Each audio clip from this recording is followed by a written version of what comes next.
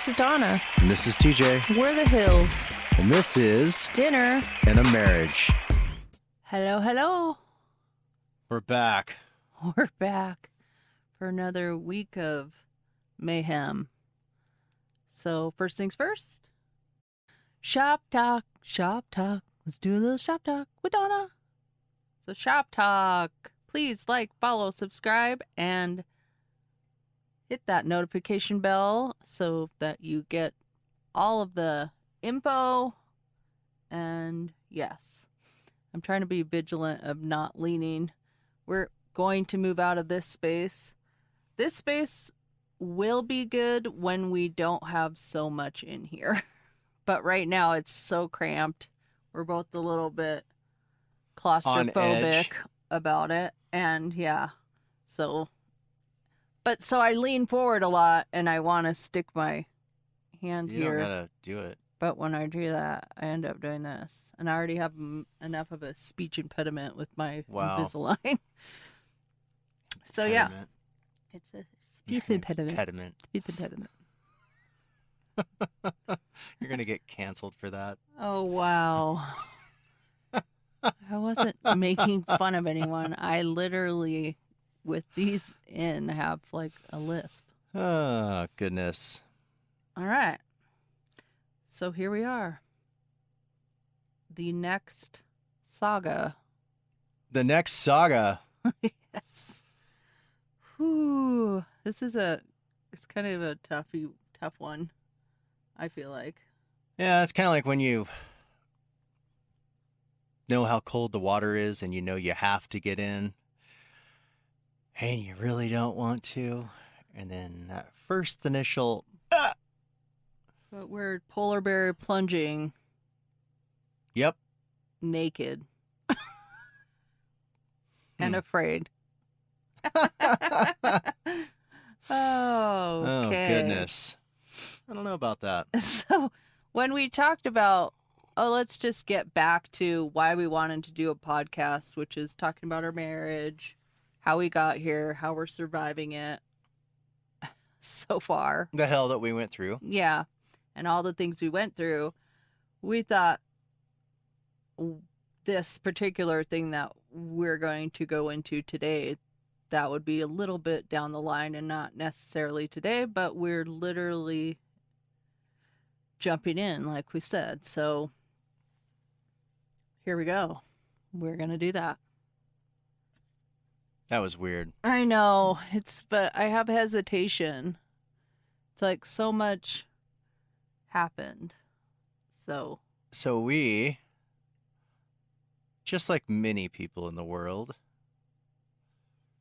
have had a problem child or problem children. Yeah. Children that make not the best choices, even though we have been very attentive parents, strict, not too strict, like always around. Mm-hmm. I mean, I will say that for me, you know, I used to work a lot. But I mean, it's like any dad. I mean, what are you supposed to do? Just quit your job and be like, oh, I guess I have to only work 5 hours a day to maintain whatever. Yeah. You know, it's like you can't. So I guess going back to that, like when we first got together, we both had full-time jobs. And I think we talked about it or brought it up a little bit that because of the cost of daycare and stuff, that was one of the reasons, and my commute and the whole thing, I wasn't bringing home enough money to kind of make the substitution to be away from the kids. Yeah. And we were starting to see a lot of things occurring with our child, and he needed more of a structure and for someone to be home. So a heavy hand, if you will. Yeah. So we opted for me to stay at home. And yeah, so I did that for a long time. Yeah. But we ended up with a handful for many, many, many years. Yeah. And um, definitely took a toll on us. Mhm. Took a toll on, well, I mean, you say toll, but it took a toll on us. But I mean, I think that as far as our marriage, We it came made out it stronger. made stuff better because if anything was going to completely crush us and then say, okay, we can't do this, It was that would this. have been a legit excuse at one point, um, Yeah, for sure. to just be like, no way, we're this is We're done. this is crazy. Right.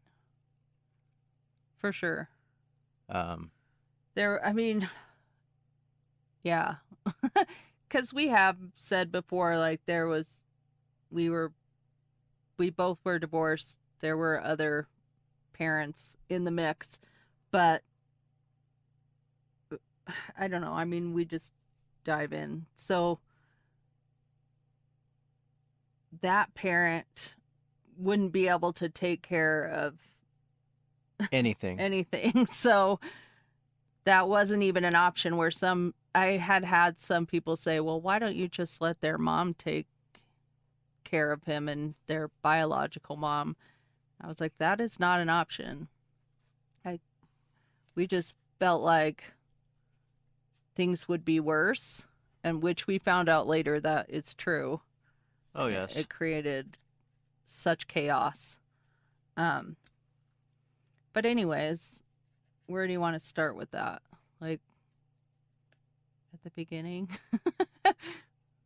What are we going to call the beginning? Well, I guess when he was young, so this is our third child, and when he was young, he started exhibiting some things that we were concerned with. Um, and at first we thought, well, maybe it was just because of kind of going the back and forth with um, bio mom and home. And, you always have that thing where they come home and you have to like retrain them because they've gone wild for a little bit. Um, so we kind of thought maybe it was that, but then it started getting escalated. So where he had no way to soothe himself. He would just scream and scream and scream and scream and scream. I Like, had oh, night terrors, night terrors over the strangest things like, no, you can't have a popsicle right now. or my sock doesn't fit right. Yes, no, it was There's always the something in my seam. shoe, or Yeah. like So, complete meltdowns. yeah. And we would just try to be like, okay, gotta be calm, whatever, and just let him kind of run through it. Like you would think and I hate to say normal, but kids that have are able to self-soothe, right? We didn't find out till later because we did get him into counseling, but that he still has no self-soothing mechanism. So his escalation just escalates until somehow it just drops off. But so for us, like it sits with you when someone gets angry, like you get that stress, you start stressing, your stomach hurts, that whole thing, like that sits with you and festers. For him in that scenario, he just lets it go, like, okay, I'm done with whatever I'm doing and let's get back to the day, which that was so difficult because years of that. Yeah, but I mean, teach their own, and I understand, right? Like he's that is definitely something that he can do, is be completely freaked out. The world is melting, all Yeah. the way melting and on fire, and 10 minutes later nothing has happened at all. Yeah.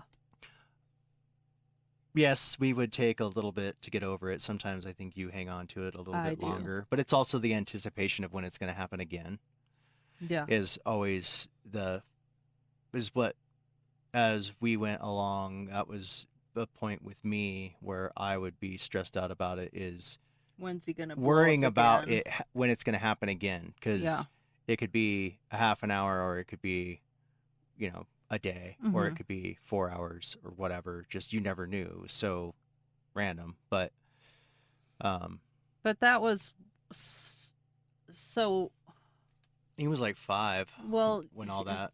yeah, 4 to 5. We started 5's when getting, it started to get really bad. yeah, and then when we had him in counseling, I was going with him twice a week, I Yeah. think, to start. Twice a week. And it wasn't until, because he could turn it on and off. So, like, he would be screaming at me in the car, like, he hates me, doesn't want to go to counseling, all these things. We'd walk into the counselor's office and he'd sit next to me and nuzzle up and be like, oh, all this super sweet, loving boy. And it's the only time that you want to be like, no, act like you act when no one else is around. Um, which it took a few different sessions. You were with me. We went together, and all of a sudden, he had a meltdown. Was under the table, losing his mind, and the counselor got up, left the room, came back, and said, "Okay, I understand what's going on." And she did, I don't know if she told us exactly, but she did some research and found out or determined that he had what was called reactive attachment disorder, or RAD, which a lot of, I guess, foster kids get that because they don't get the nurture when they're young. Because like TJ said, he did work a lot, and bio mom was home, but I guess from what we've learned is that she would ignore him all day. And so, Yeah, I mean, he basically, it came down to like that thing when people are like, "What, did your mom not hug you enough?" Yeah, yep, pretty much. basically was what happened. You know, she was like the type of person though that, and I only laugh because nothing bad happened, and it's so long ago now, and whatever. Because I was like, you want to be like, "Are you kidding me?" But it's like, "Oh my gosh!" And here I'm getting phone calls, and it's like 11 in the morning, and I'm at work, Right. and she's like, all I tried to do is take a shower, and he's in his diaper like 7 houses down the road. Yeah. Yeah. Just, He's been a handful since he was small. yeah, for But sure. But later on, to determine that he there was other factors happening. It wasn't just this reactive attachment disorder. But immediately when that happened, she did a ton of research. We talked about medication, and initially I think we were both like, well, we're not really big into, medication. yeah, like, is it something that he's small and he's maybe gonna kind of outgrow some of this? Should we Yeah. wait? Whatever. But everything, it was worse and worse and worse. And I mean, Mhm. just to not drag this portion out too Yeah. long, but like jumping ahead, he's never been um, fully and officially diagnosed because he was under the age of 18, up through a lot of everything, and nobody wanted to put a label on him because then once you have that, you can't get rid of it, and for like employment and whatever. But I mean, it was possible Is that the reason they bipolar. do that? Mm-hmm. Oh. It's lots of things. Like it can absolutely follow you. Yeah, for So sure. um, he's possible bipolar, um, Schizophrenic, schizophrenic, and what was the other disorder? That narcissist. no, oppositional defiance Oh yeah. disorder. I call it asshole ODD. syndrome I mean, because it is.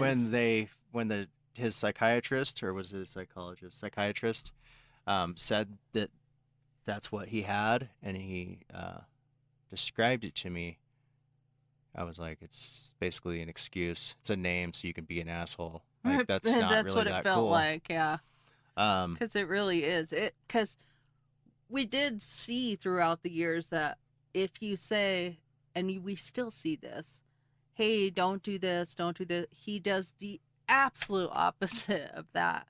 Like, even to the smallest extreme, like, save some money, you're gonna need gas. Nope. I just went and bought a vape pen or whatever the heck. Like, what? Wait a minute. Not that's an example, but just like so extreme to I'm full defiance on all fronts. all the time.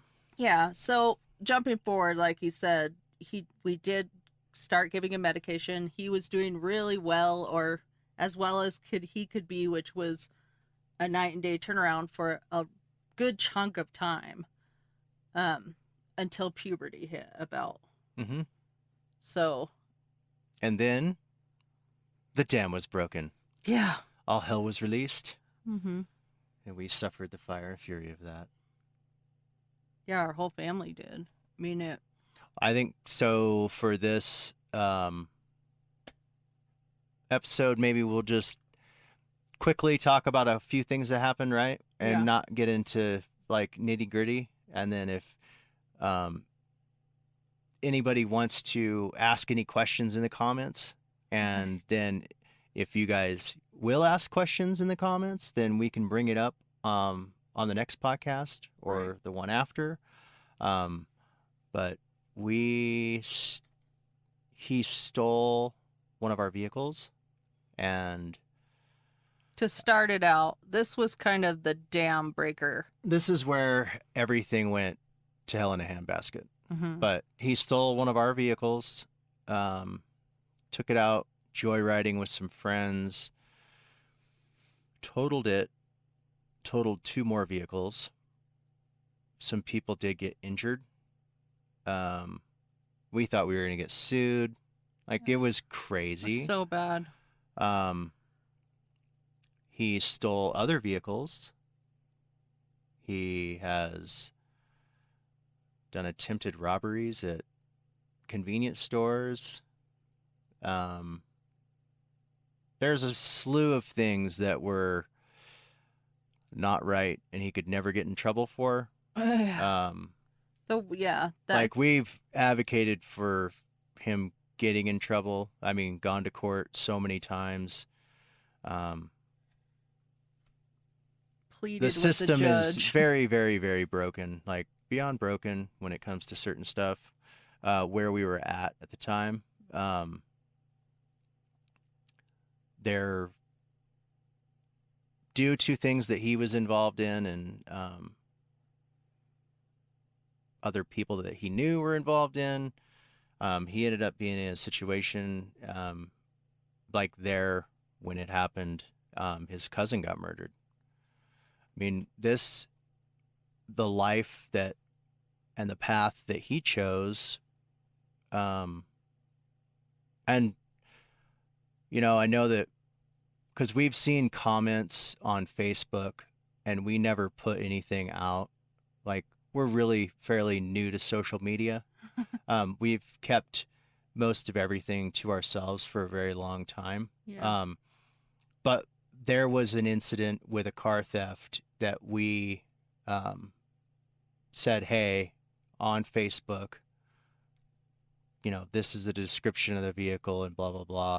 Some of the backlash that you get are just the shitty comments that people will make, like, where are the parents? What are the parents doing? Like, Right. I'm sorry if you saw our house, like the jobs that we had, like, we're very, very, very normal, good people. That, right? I mean, normal-ish, but I mean, we have our shit together.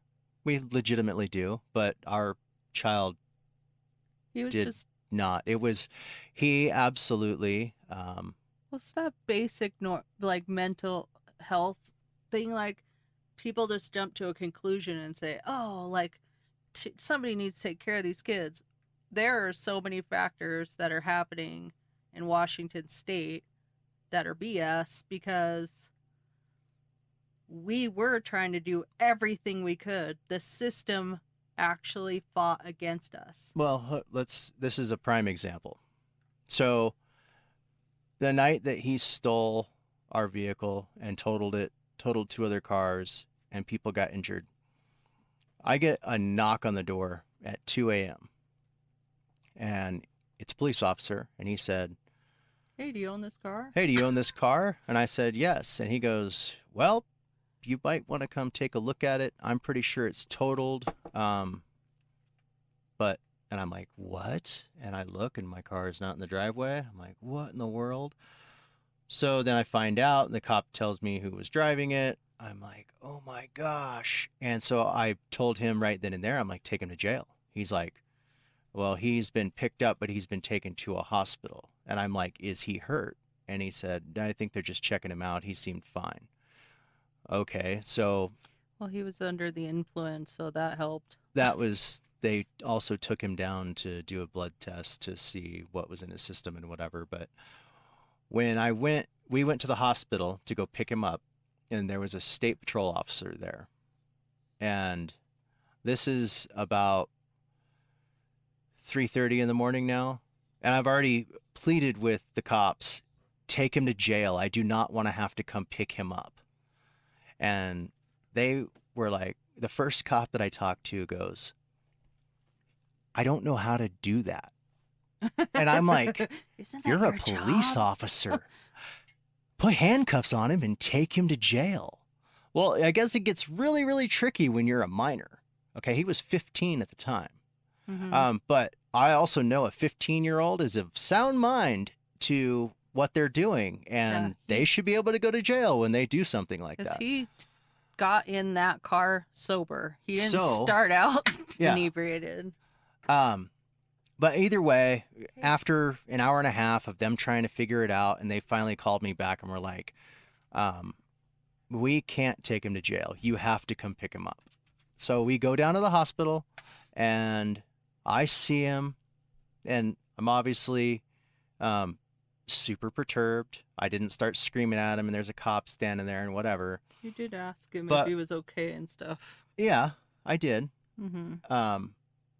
But the police officer looked at me right in front of Christian, and he goes, you know, when you leave here, and he goes, and I can tell that you're super upset. He goes, if you do anything, you will go to jail. To him. To me, not to Christian. Him. And I was like, wow. So if I'm going to then take him home, I mean, he deserved a complete ass whooping. But then all he would have to do is call the cops, and then the cops could show up, and I would get arrested for him stealing my car. And putting then him getting an ass lives beating. in danger. Like he had friends in the car with him. So when you put like a parent in that situation and legally saying like this is what's going to happen to you, I mean, that just empowered him right there. And you know, that is one of the big determining factors in that state and everything that went on to what escalated, and we can get into more later on another episode of whatever of the path that he went down. And I mean, it is a whirlwind of just sheer destruction. Yeah. And I mean, loss of life, and I mean, craziness. Yeah. But what What? We're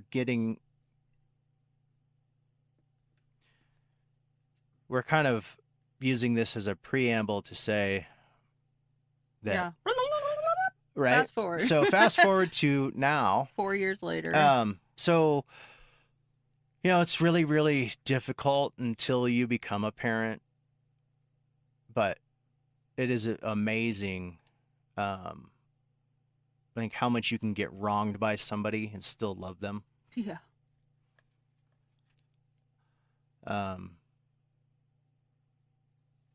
It's taken me a while to get over some stuff. But I mean, we have, but there is that's the backstory to that. You're so sweet. I'm not over some stuff. I'm still super leery.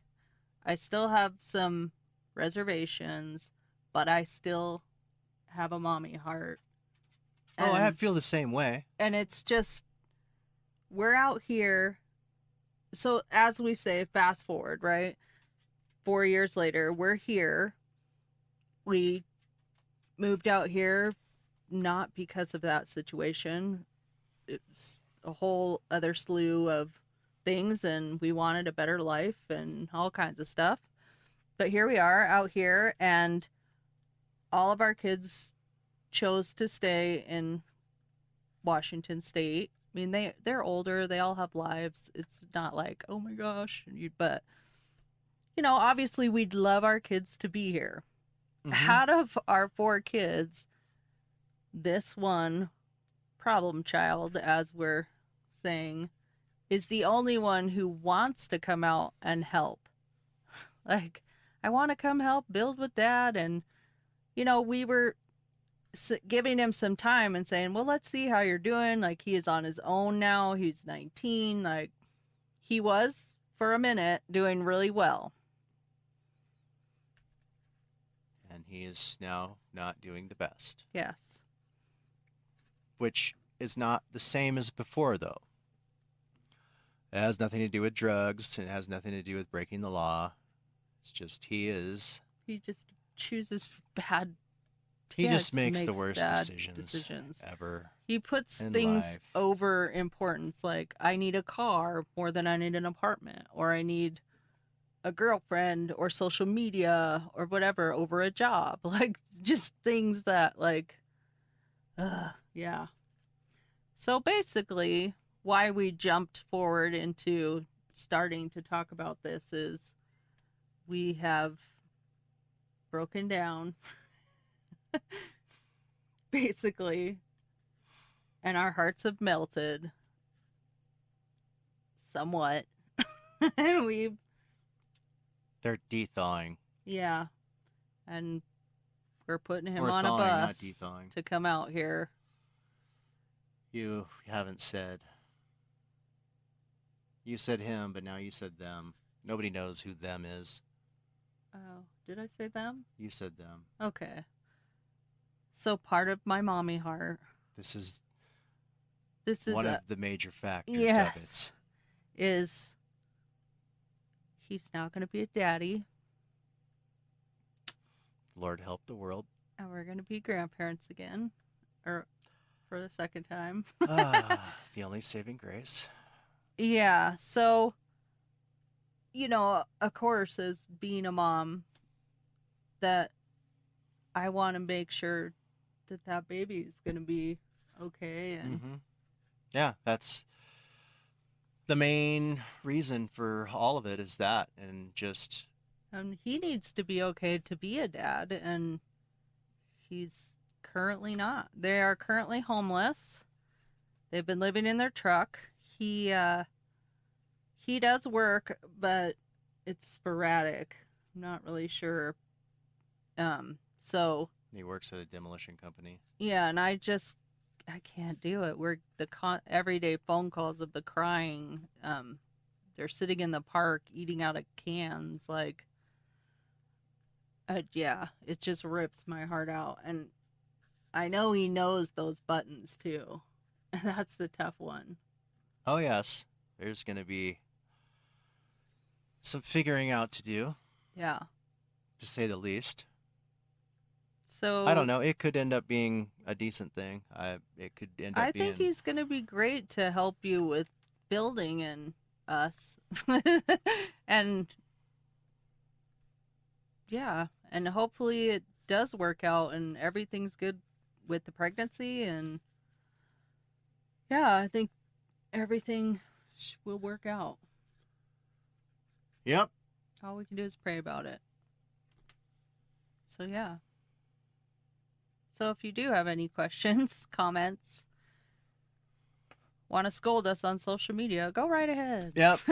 We've been through some of it. I mean, whatever. We've been through the ringer. As far as that, I don't really care, but I just think that some people might genuinely want to know some information. Yeah, I mean, we know other people that are, really good, what I would say, normal people. Decent and parents, they've got one child that's just absolutely amazing, and then another that's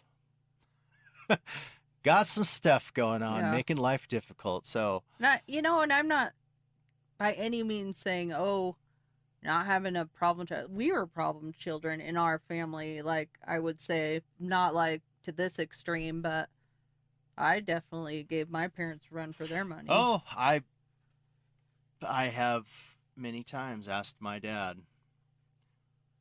do you think that this is happening to me as retribution to Well, what I when you put were you little, through? And or he when was like, no, dude, you were well, never this bad. when Christian was little, they would say that, oh, it's payback, that happens. But when he got older, they're like, not what we meant. Yeah, I was like, that was meant to be a joke. Yeah. But this obviously, like, that little tiny spark lit into a massive forest fire. Yeah, a blaze. Yes. Whew. So, yeah, interesting. Need to take a tough. deep breath. Mm-hmm. This is like one of those times in life where you know what the right thing to do is, but it's so damn hard. It is so much. You know what I mean? Or you have a vision about what your life's going to be, and then it totally changes in an instant. You know what's funny, and this would be a different episode, I would think, is that so many people say, oh, I saw my life going like this, right? Or like that, or whatever. I never did that. I always just have gone with whatever it is. Yeah, you're a little bit of a free spirit like that, though. I could see that. I never, I have not ever had a clear, this is exactly what I'm going to do and blah, blah, blah, but I've always had, like, goals. Yeah. I am currently meeting all of my goals. Nice. It has just been a much more difficult and painful experience getting there than I ever thought it would be. Yeah. You know what I mean? And it's when we were talking a couple weeks ago and I said, part of me and when I was younger, it was more about the destination than the journey. And for me, it's more the journey than the destination. Yeah, but moving out here, I'm like, oh, it's going to just be the journey. And I know some stuff's going to be super sketchy, and I know certain things are going to seem irritating and whatever. And, for the most part, I've had a really good attitude about all of the bumps that we've had to go through since being here. And just soaking it all in, and now we're throwing a monkey wrench into the situation. Is that you? Oh, yeah. Sorry. I was like, I feel a rattling. So yeah, I don't know. Yeah, wow, that was loud. That is definitely a monkey wrench. That is. But yeah, stay tuned. There will be more. And we still want to talk about more stuff that had come up or that's gotten us here. And for the next couple days before we have company, you might just see us running around naked. Oh, wow. Technical difficulty. Yep. So you might see a jump, but I think it'll be good. So yeah. With all that said. Pretty much. Yeah, so we're going to have a new adventure. Yes. In the middle of our new adventure. What did the drummer name his twins? Drum and drummer. Anna 1, Anna 2. Ah! Dun-dun-dun. That was dumb. My cousin Karen said that to me. I thought that was hilarious. Wow. Anna 1, Anna 2. And we're out of here. Yep. Bye.